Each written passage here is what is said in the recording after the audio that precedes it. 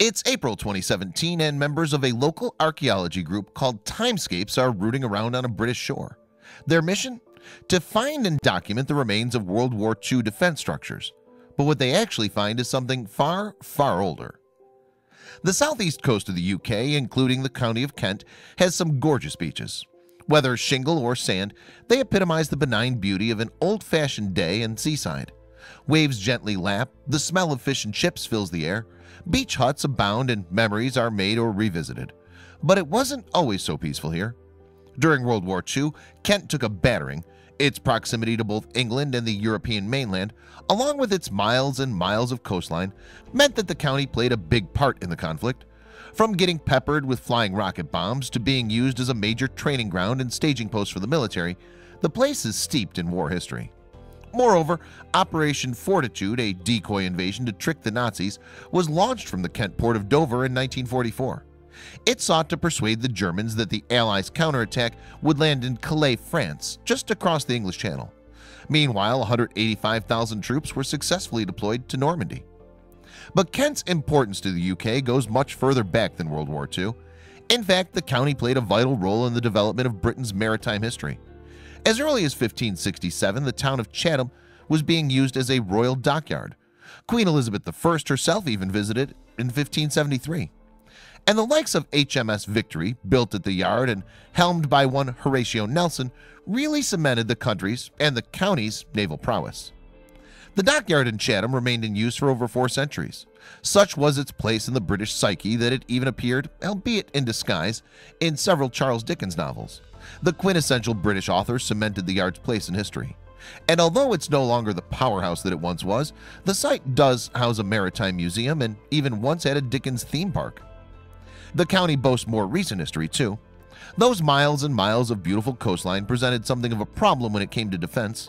From Dover, it's just about 20 miles across the channel to the French mainland, and Kentish beaches are full of bays and inlets perfect for enemy landings.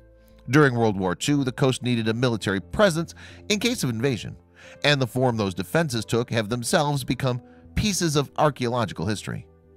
The British government came up with a near indestructible fortification that could be quickly built and remain permanently in place along any part of the coast. Known as pillboxes, these defenses were of concrete construction with openings for guns to be pointed through. However, the passage of time is an enemy that nothing can defeat, and today many of the boxes have been lost. However, as is often the case with history, lost doesn't have to mean utterly gone. And it's this idea that had Timescapes members out on Tankerton Beach in 2017. They were looking for remnants of coastal defenses that might have survived 70-odd years of coastal erosion.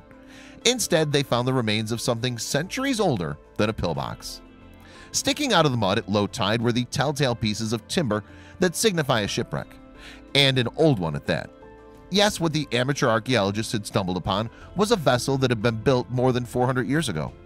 The group knew it had found something remarkable and called in the experts at Historic England. The organization, which helps protect important sites in the UK, commissioned an excavation by Wessex Archaeology. It also requested a protection order for the site from the government. In 2018, that excavation finally took place. It wasn't an easy task, however. The vessel is only visible at low tide, meaning that archaeologists and volunteers could only work for a few hours a day. Nevertheless, the structure that they were able to uncover was incredibly well preserved. Thanks to the surrounding mud, large amounts of the ship had survived. Measuring roughly 40 feet long and 16 feet wide, pieces of the galley, ceiling planks, and a pulley were easily recognizable. Subsequently, testing of the wood confirmed some timber from the ship came from a tree felled in 1531. Experts concluded the vessel was likely to have been built in the late 16th or early 17th century. It was most likely a craft with a single mast used for commercial purposes and weighing up to 200 tons. But the ship wasn't all that excavators dug up. There were, in fact, a few non-boat related items that survived the centuries as well. These included a pair of leather shoes with intact stitching, a plum stone, and a wooden spoon. And as for what exactly this vessel was doing off the Kent coast in the first place, it's probably got a lot to do with a substance called copperas. Also known as the rather unpleasant-sounding green vitriol, copperas was used in both the production of ink and the setting of dyes and textiles. The nearby town of Whitstable had a very successful copperas works, which was established in 1565. Maritime archaeologist Mark Dunkley speculated thus to website Kent Live. Perhaps this ship was transporting barrels of copperas to the rest of England. Dunkley went on, samples of the mud from the very bottom of the ship show sediment from other places, showing where it may have traded. It shows the role that Whitstable and Tankerton could have played in the expansion of the British Empire. Despite its importance, now that excavations are over, the vessel has been allowed to slip back into the mud. But not before the ancient wreck met 21st century tech. During the 2018 excavations, volunteer Tom Banbury was on hand to document the find in a very modern way. He used a drone. Capturing images from above, the ship could be seen in its full glory for the first time in 4 centuries. Tankerton isn't the only place in southern England that's home to recently discovered shipwrecks, though. Not too far away in East Sussex, another vessel emerged in 2016 and was spotted by a local. Off the coast at Camber Sands lie the remains of an enormous ship. Measuring 140 feet long and around 30 feet across, historic England classify it as a heavily built vessel. Interestingly, they believe that the wreck is actually the Avon, which sank in the area in 1852. Historic England's protection order extends to the Camber Sands vessel as well, meaning that these pieces of maritime history will be preserved for years to come. Duncan Wilson, CEO of Historic England, said, "These two very different ships are equally fascinating. When the sands shift and the tide is right, visitors to these beaches can catch glimpses of these incredible wrecks." Heritage Minister Michael Ellis agreed. The Tankerton and Camber Sands wrecks are a marvelous discovery that will give us another opportunity to uncover more about what life was like at sea hundreds of years ago.